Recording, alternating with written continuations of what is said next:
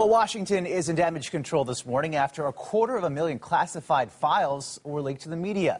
The whistleblowing website WikiLeaks released confidential cables that reveal what American diplomats really think. In some files, Iranian President Mahmoud Ahmadinejad is referred to as Hitler. There are private messages from Arab leaders begging the U.S. to attack Iran, as well as claims the Russian government has ties to organized crime. The White House calls the leak reckless, saying it puts the lives of Americans at risk. And joining us right now is Michel Katsuya, a security expert and former CSIS officer. He's with us live in Ottawa with reactions. So the White House, the Washington, has always been against the leak of these memos. Is it in the public's interest, you think? Well, probably not, because it defeats any form of responsible and professional journalism.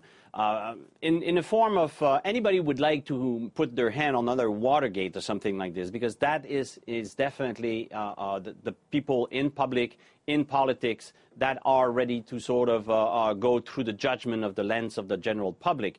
But here what we're having is raw information that has been passed between diplomatic missions. It is normal to write your impression. It is normal to write exactly what's going on. Now, unavoidably, diplomats go around and try to sort of develop sources. And definitely in their line of work, it's sort of borderline spy work to a certain extent, but it's always been like this. It's always been and always be like this. Diplomats are right there to try to bring information as much as possible to prevent to go to war. But in that perspective, we're talking about our sources, we're talking about who we've been talking to, we're talking about impression that was received, and that can be really, really damaging and definitely risk-taking, life-taking for some individual who happen to speak with American diplomats. Michel, any mention of Canada? Definitely. Canada, we're expecting over 2,000 documents will be revealed, according to Wikipedia. Already some information have been coming out where the Obama administration requested, and it's more the CIA than the Obama administration, the CIA requested that diplomats find credit card numbers, the frequent flyer plan numbers of Canadian diplomats, so they can watch where they go, how they go, and what they buy online, or which restaurant they're going, so they can spy a little bit more. Definitely information about the way they really perceive the Canadian government and some of our elected officials will come out.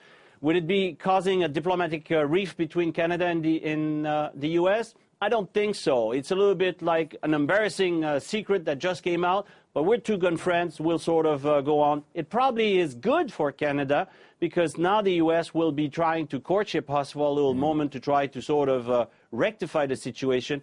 And it's definitely a wake-up call, again, from for the diplomats and the entrepreneur working in the U.S. That we are not working necessarily with the best friend.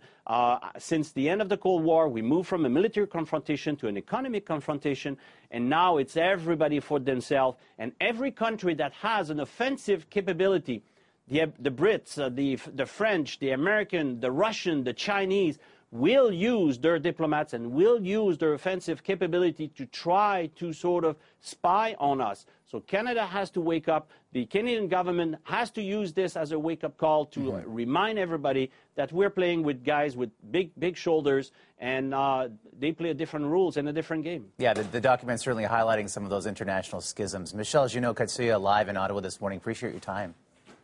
Toujours un plaisir. Thank you. To discuss the potential fallout, we're joined by security expert Alan Bell. Good morning to you, Alan. First of all, some are describing this as the biggest intelligence leak in history. Would you agree? Oh, definitely. There's been over 250,000 of leaked United States Embassy cables, and this is the largest set of confidential documents ever to be released into the public domain, and more importantly, it'll give people a view into the unprecedented insight into the U.S. government's foreign activities.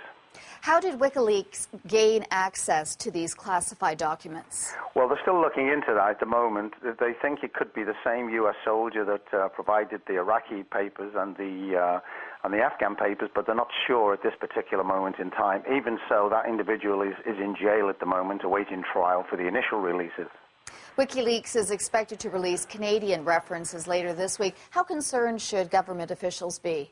Well, I don't think this is a national security issue. I think what it is, it's going to be a sort of an embarrassment by diplomats, as we know, publicly say one thing and what is expedient, and now they've basically been found out what they really think. And I think this, as opposed to damaging national security, could probably have a serious impact on relationships with individuals between the countries and also the alliances that are suddenly in place. What could the fallout from the release of these documents be, both in Canada and globally? Well, in terms of Canada, we will find this out later on this week, as you've already said. I think the big issue is if our government has been found out to be not telling the truth, that could have a major impact on the government. I have no doubt that the other political parties will take this to the bank. The other problem is the U.S. now are being seen to be doing one thing, and now and privately they're saying other things. And I think this has a bigger impact on the U.S. government as opposed to it on the Canadian government. Could this change how government officials communicate with one another? Oh, without a doubt. I mean, as I said, there's over 15,000 of these released documents, secret documents, which are, all our documentation is classified from certain areas, and with over 15,000 secret documents leaking into the public domain, this, as I said before, is unprecedented. Alan, is this finally more of a security breach or just a fact of embarrassing governments? It's a combination of both. One of the problems is, everyone doesn't get on with everybody in every country, and as I said, this diplomatic face that's put on in most of the meetings globally, they're now finding out, everyone's going to find out what's been said about them. There's supposed to be some very unusual remarks made about some world leaders, which is not going to help in the future. Policies, if one country is saying this particular thing and really they're saying something else in private, now this gets out, so there's going to be a lot of change. Let's say that in the next 2 weeks the fallout is just going to be tremendous, and damage control is not the word for this at the moment. They're in panic control, not damage control. All right, Alan Bell, as always, thank you. Thank you. Thank you. Behind the handshakes and the smiles with world leaders, 250,000 confidential cables reveal what American diplomats really think. From backroom bargaining to empty out Guantanamo Bay. Let's make a deal! Just like the game show, U.S. diplomats urged countries like Slovenia to make a deal, take back a prisoner and win a diplomatic date to meet President Obama. And while Iran is seen as a real threat, now armed with North Korean missiles, its pursuit of a nuclear bomb had Saudi Arabia's King Abdullah begging Washington to attack, to cut off the head of the snake. One Arab leader called President Ahmadinejad Hitler, warning America the threat from al-Qaeda would be minor if Iran has nukes. You're going to see the unvarnished truth. You're going to see the actual opinion that our ambassadors, our senior officials have overseas. Oh, and it's embarrassing. French President Nicolas Sarkozy described as the emperor with no clothes. Russian President Vladimir Putin nicknamed Alpha Male. And diplomats took great pleasure in describing Libyan leader Muammar Gaddafi's Ukrainian nurse as a voluptuous blonde.